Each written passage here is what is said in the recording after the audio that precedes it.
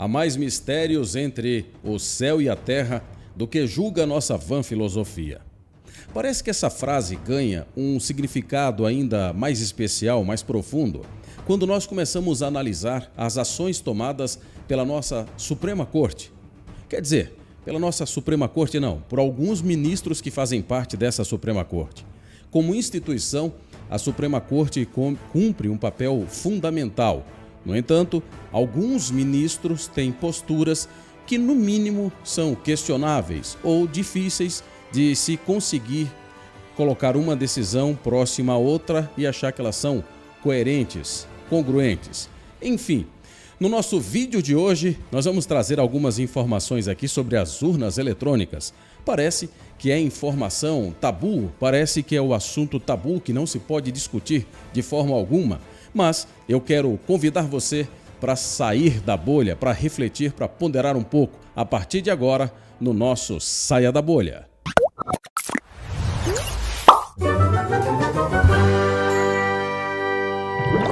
Já estamos de volta, então. Eu quero recomendar a você, por favor, antes de a gente começar a entrar no nosso assunto aqui, curta, comente, compartilhe os nossos vídeos. Se você aprecia o nosso conteúdo, se você gosta do nosso conteúdo, faça com que outras pessoas também tenham acesso a essas informações, faça com que outras pessoas também saiam da bolha. Faça com que outras pessoas possam conhecer o nosso canal, porque é um canal recente, novo. Começamos agora e precisamos, acima de tudo, do seu apoio aí para fazer esse trabalho junto conosco, tá bom? Vamos lá então, vamos começar aqui as nossas primeiras reflexões de hoje.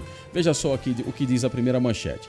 2008, TSE garante que urnas eletrônicas são invioláveis. O presidente do Superior Tribunal Eleitoral, TSE, Carlos Aires Brito, ministro do Supremo Tribunal Federal, afirmou em São Paulo que as urnas eletrônicas brasileiras são absolutamente inviáveis. Ele chamou de blefe, bravata e estelionato as afirmativas que criminosos possuem, inclusive a senha eletrônica do próprio ministro para acessar e alterar os votos colocados nas urnas, como mostrou domingo o programa fantástico da TV Globo. Então, em 2018, o Aires Brito já dizia que as urnas são invioláveis. Mas não para por aí. Vamos lá, vamos agora para o ano de 2019.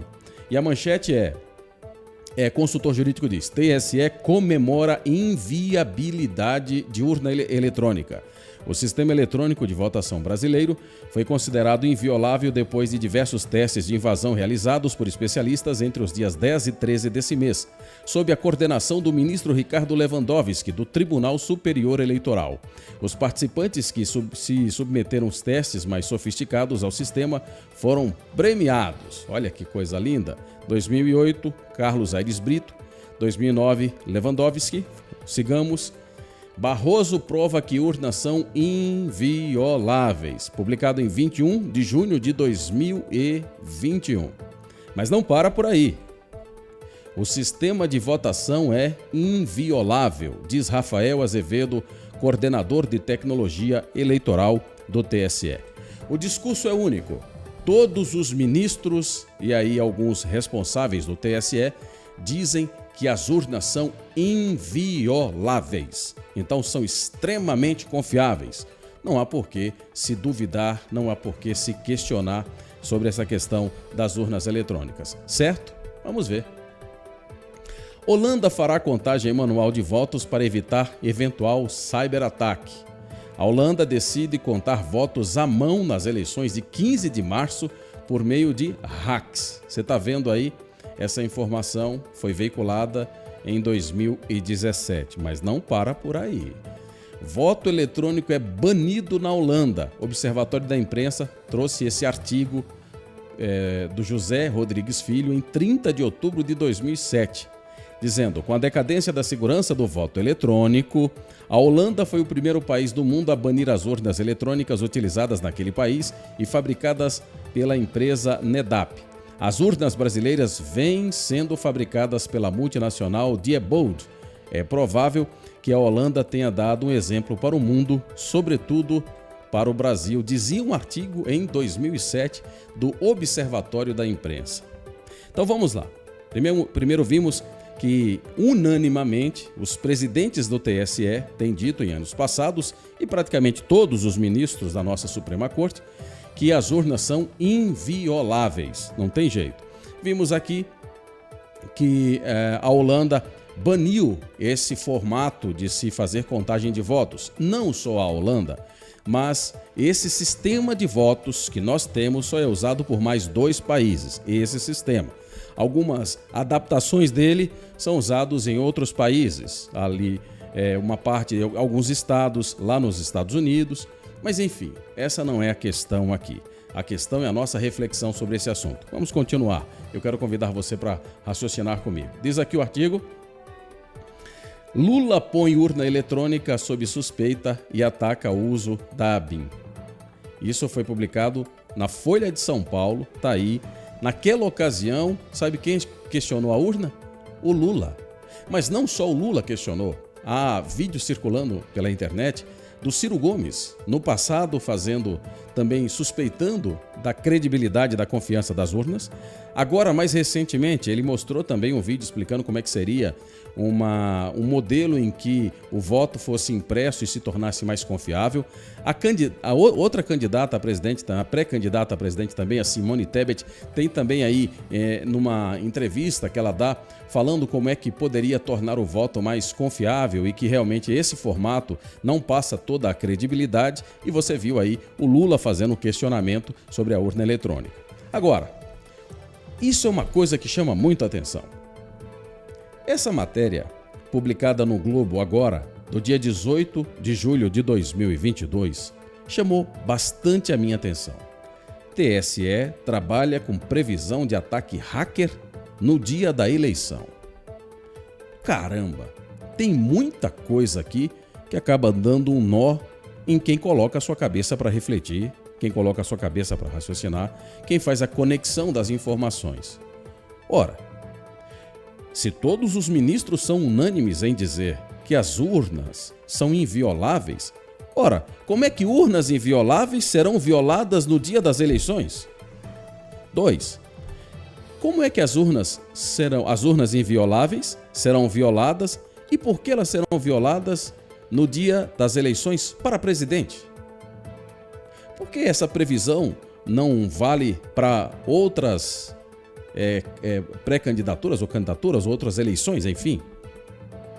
Mas para a eleição mais importante do país, o TSE tem uma previsão de que as urnas poderão ser hackeadas. Pode haver um ataque hacker. 3, como é que o TSE pode fazer uma previsão dessa?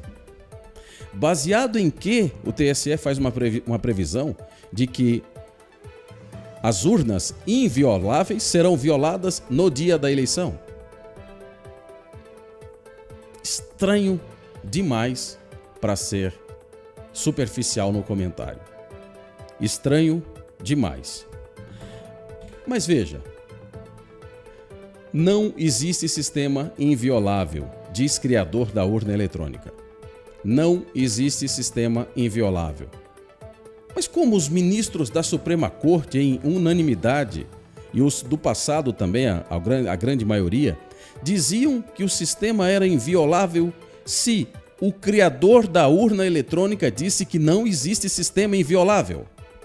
Por que os ministros, os nossos ministros do TSE e da Suprema Corte, enfim, estão defendendo com unhas e dentes tão categoricamente e falando de forma tão convicta e tentando proteger as urnas eletrônicas como se protege um filho numa selva de leões, lobos, cobras e outros animais? É realmente difícil de se compreender. Difícil de se compreender, sobretudo quando o criador da urna eletrônica diz que não existe sistema inviolável. Mas não para por aí. É aí que as coisas começam a ficar mais complicadas e é aí que tudo começa a dar um nó na nossa cabeça. Porque esses ministros que vêm repetidamente falando que as urnas são invioláveis fazem uma previsão de que as urnas serão violadas no dia das eleições, apesar de que quem participou do processo de criação das urnas diz que não existe sistema invioláveis. E pasmem, agora vem o mais aterrorizador disso tudo. Esse sujeito aí é o famoso hacker. Eu não sei se eu vou pronunciar a palavra certa aqui, mas acho que deve ser o quê? Schrödinger ou algo assim. Eu não sei. Enfim. Ele hackeou e não hackeou o sistema do TSE ao mesmo tempo, diz aqui o clã. E foi preso por ter hackeado um sistema que nunca foi hackeado. É isso que você ouviu. Isso é extremamente paradoxal. E os nossos iluminados, os nossos nobres ministros, eu não sei se eles compreendem isso, mas se eles compreendem, ou se eles não compreendem o que está acontecendo, nós aqui que somos meros mortais, já temos uma noção clara do que está acontecendo. É evidente que as urnas, que os ministros repetidamente enfatizam que são invioláveis, são violáveis. É lógico que elas são violáveis. Elas são violáveis porque tem aí, você está vendo, né? O sujeito violou as urnas invioláveis. Então, se um hacker invadiu o nosso sistema inviolável, quem participou do processo de criação da urna diz que as urnas são violáveis e que não existem sistemas invioláveis, por que os nossos nobres ministros continuam brigando contra a ciência?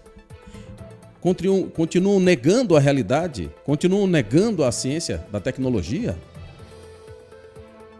É uma espécie de negacionismo? O que está acontecendo? São perguntas que eu, como eleitor, como brasileiro, como cidadão, tenho o direito de fazer e gostaria de ter direito à resposta dos nossos nobres ministros. E sem essa de que as urnas não são invioláveis, porque nós estamos vendo aqui fatos, provas concretas de que as urnas são sim invioláveis. Não importa o que os ministros achem, não importa o que os ministros digam, o fato é maior do que a palavra de qualquer ministro ou de qualquer pessoa. E não é o simples fato de alguém ser um ministro que torna uma irrealidade uma realidade. Não é porque o ministro da Suprema Corte está falando algo que necessariamente aquilo tem que ser a verdade, porque pura e simplesmente um ministro a diz. É simples. É simples. E fechando aqui, eu achei muito curioso essa frase da Paola Daniel. Se não me engano, ela é esposa do Daniel, né? Do Daniel Silveira, o deputado que foi preso, enfim. E ela tem uma frase muito interessante aqui que ela diz assim, ó: Moraes, o menino mimado, censura em massa, determinando que todos que tiverem postado sobre o PT e PCC, com base no relato do Marcos Valério, apaguem suas postagens. Esse é o comentário dela. E ela diz: fake news é a verdade que eles não gostam de ouvir. Este é o fato. Alexandre tem que ser preso, diz a Paola Daniel. A frase que me chama a atenção aqui é essa: fake news é a verdade que eles não gostam de ouvir. Eu sei que ela direcionou ali para o Alexandre de Moraes, para o ministro da Suprema Corte brasileira, mas eu quero ampliar essa frase usada pela Paola Daniel e colocar isso no geral, para a nossa imprensa, para pessoas. Isso acabou entrando no jargão do popular, do dia a dia, aí, essa coisa do fake news. E muitas pessoas têm usado a palavra fake news justamente para verdades que incomodam, para verdades que essas pessoas não querem ouvir. Por isso, nada melhor do que eu chamar você, nesse momento, para sair da bolha. Essa análise que nós estamos fazendo sobre os fatos e essa contestação que alguns têm feito sobre as urnas eletrônicas faz com que a gente pondere um pouco e faça algumas ligações. Por que será que algumas pessoas têm questionado as urnas eletrônicas e já faz muito tempo? E apesar de tantos questionamentos, as respostas continuam não sendo dadas e as mudanças continuam não sendo feitas e o aperfeiçoamento dessas urnas eletrônicas continuam não sendo feitas, não sendo efetivadas. Ora, se as urnas eletrônicas são confiáveis, que problema há em torná-las ainda mais confiáveis? Nós estamos tratando de eleições. Nós estamos tratando de escolhas de pessoas que vão lidar com muito dinheiro, com dinheiro público, com poder, com influência sobre uma população de mais de 210 milhões de pessoas. Então, não compreendo muito bem, não é muito claro para mim a ideia de que, pelo simples fato de dizer que algo é seguro, não possam ser tomadas medidas para que essa coisa fique ainda mais segura. Ora, eu tenho uma filha e eu tomo algumas medidas de proteção na minha casa para proteger a minha filha. Mas se a minha esposa chegar e disser para mim, vamos fazer um investimento aqui em algumas áreas que possam deixar nossa casa ainda mais seguras para proteger a minha filha, sabe o que eu vou dizer? Ótimo, vamos fazer isso. Não consigo compreender usar a democracia para não querer fazer mudanças para dar garantia para a democracia. É o mesmo que eu usar a minha filha contra a minha esposa para dizer que não vou fazer as devidas medidas na minha casa para proteger a minha filha. É extremamente contraditório. E é isso que tem acontecido, infelizmente, nos nossos dias. A pretexto de proteger a democracia, muitos políticos, muitas pessoas com autoridade, muitas pessoas que têm o poder na mão, simplesmente estão se eximindo de tornar esse modelo mais confiável, ou pelo menos menos discutível, por parte de alguns, justamente usando como referência que estão defendendo a democracia, como se querer que as eleições sejam claras, sejam limpas, seja um ataque à democracia. Bem, eu quero saber a sua opinião sobre esse assunto que nós discutimos aqui. Então, por favor, logo abaixo aí, faça um comentário, vamos conversar sobre isso, eu quero ouvir a tua opinião. Não esqueça de curtir, comentar e se inscrever no nosso canal, dá uma ajudinha pra gente aí. Tem também outros vídeos aí que nós tratamos de vários assuntos aqui no nosso canal e que você pode maratonar, assim que você tiver um tempinho aí, né, e assiste os vídeos ali, compartilha aí com as pessoas que você gosta. Precisamos ajudar a levar essas informações para mais pessoas, tá bom? Conto com vocês, muito obrigado e até o próximo vídeo.